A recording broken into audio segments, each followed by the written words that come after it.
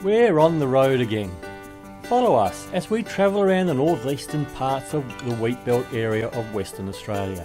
We meet some amazing people with interesting stories and have a look at a bit of the history of the region. We stay in some amazing campsites.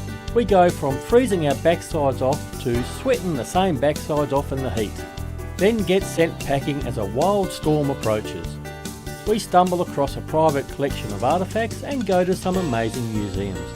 And disaster strikes that almost finishes some of the group members' holidays before it starts. So come with us now as we ride the Wheatbelt Way. G'day folks, how you going? Welcome back to another video. If this is your first time here, then special g'day to you as well. Last week we had a look around the Nangarran area and a little bit of snippet look at the Nangarran Military and Heritage and Machinery Museum, and I did a full interview with the chairman of that place, and that's going to come in another video after this series is finished, but it was just a little bit of a brief look at it. This week, those that have been following the series, you'll know that a few weeks back we got kicked out of a overnight camp. Well, not kicked out, we were chased out by a storm, and we came into Merredin to shelter from it. So while we're in Merredin, we had a look at a couple of places. I'm going to come back to Merredin somewhere down the track and do another video on some of the things in that area, because there's quite a few things in the Merredin area worth having a look at. But we just did a couple of things on this particular trip. So in this video, we're going to be looking at the military museum they have in Merredin, and there's a couple of things in there that was quite interesting to me.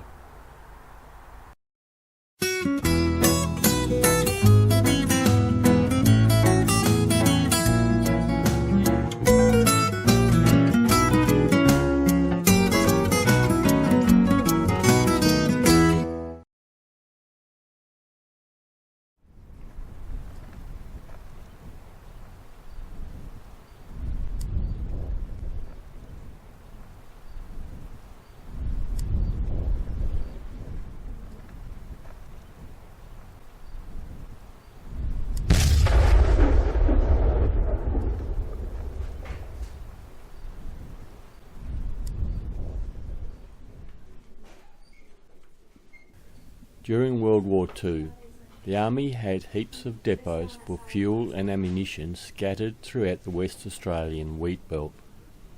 So it's no surprise to find a military museum in Merredin. It was established in 1994 and has a large collection of memorabilia, uniforms, vehicles and equipment that was used during these times. It also covers World War I and other conflict periods.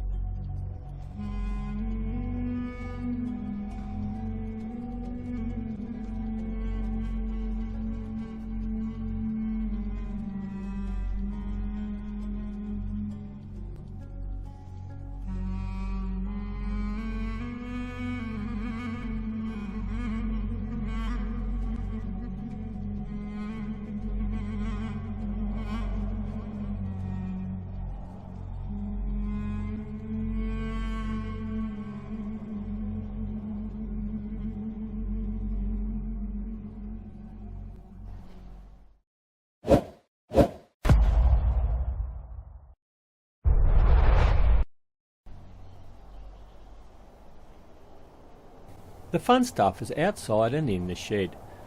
I say fun because most of this equipment is in running order and is often used in Anzac Day events and other parades. There is always a crowd when these machines are banging and clanking down the road. You'll find equipment from scout cars to heavy rescue trucks, Land Rovers to a Corolla to anti-aircraft guns. Although I don't think they're in working order. Well, I hope not anyway.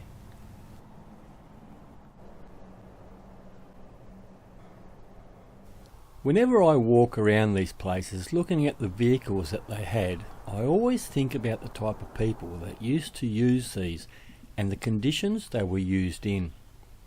Like 4 or 5 men jammed into a tank with all that heat and noise, with no room to even stretch out. All the time knowing that outside there is someone trying to kill you before you get them. We have been so lucky over the years with the way we've been able to live here in Australia because of these people. Then I think that all this time later we can still see their equipment running. My hat goes off to these people that spend their time rebuilding this equipment, turning a twisted pile of junk metal back into the shape it was meant to be, to bring the equipment back to life for future generations to hopefully appreciate the past.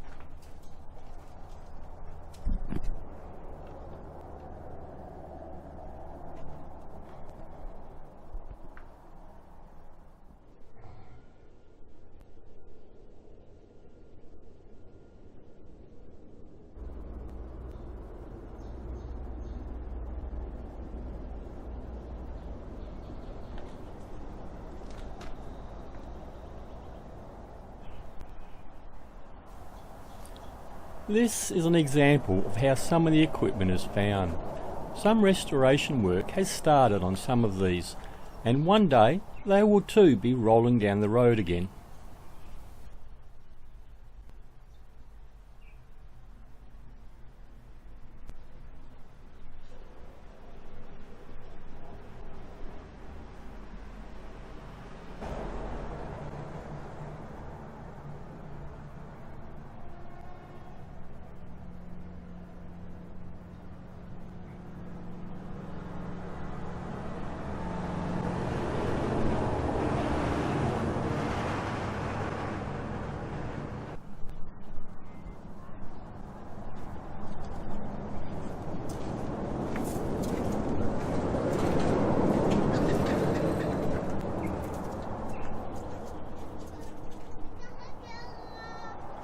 I've left the best to last. Well, for me anyway. The Mackie Jet. When I was a kid, these were the jet trainers of the time. They had the nickname of the Fanta can because they had the colour of a can of Fanta. I was lucky enough when I was in the Air Cadets to be able to go down to the flight line a number of times at Pearce Air Base when these were operating and see them up close and personal. I remember one of the ground crew one time telling me during the engine startup to watch for red fluid coming out of the exhaust. If it did, then run like there was no tomorrow. Never saw any, but still, today if I see a jet fighter starting an engine, I'm looking for that red fluid. If you know anything about this fluid, if it's a real thing or not, then let us know in the comments below.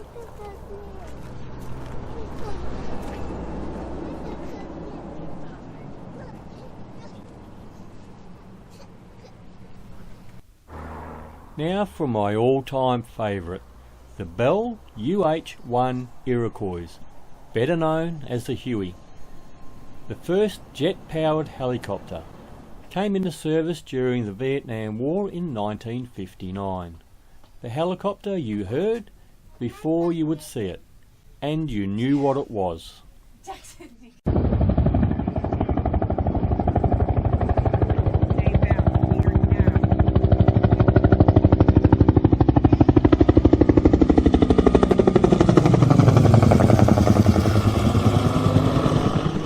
This brings back memories. When I was, mid-teens, when I was in the Air Cadets, I went up to Pierce Air Base on a camp with the cadets, and they took us up for a ride in a helicopter. I've actually had 2 rides in one of these, and I got to sit in this seat here, but the door was left open, and the seat belts, we weren't allowed to do the seat belts up because they had been adjusted correctly for the rescue crew from the airbase, so that when they got in they didn't have to muck around adjusting belts. We weren't allowed to adjust them. We put them on, but we had to leave them loose because we're only kids, so they weren't very tight on us. And we were flying along through the Avon Valley, and I looked out this door here, and I leaned out to look down. Just as I leaned out, now I don't know if that pilot saw me and he realised what I was doing, but he all of a sudden did a right-hand bank and dropped at the same time. And as we went down, I'm looking out the side here, and all I saw was the ground going room. And I tell you what, I had to go to the loo afterwards and change my undies, I tell you.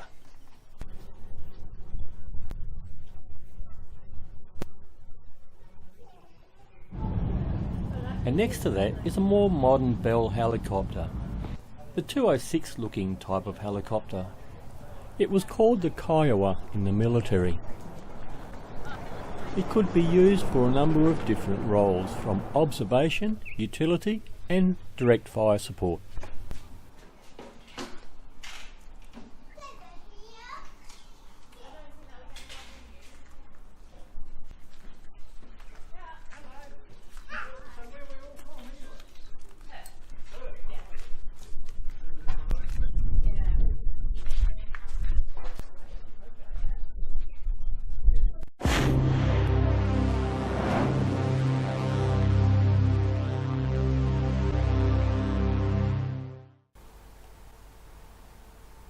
So what did you think of that military museum? Have you been there before? Let us know in the comments down below what you thought of it. But for me, sitting in that Huey, like I said, I love Hueys, I love helicopters, and even though it didn't go anywhere, it was still nice to just sit in it. So that's this video finished. Next week, we're still here in Merredin. We're going to have a look at the Railway Heritage Museum, which is just next door to the Military Museum in Merredin. So if you don't want to miss that, make sure you hit the subscribe button down here, and the bell next to it, that'll let you know when the video drops. And if you like this video, hit the thumbs up, because that helps the channel out, makes YouTube show my videos to more people. But anyway, till next week, happy travels.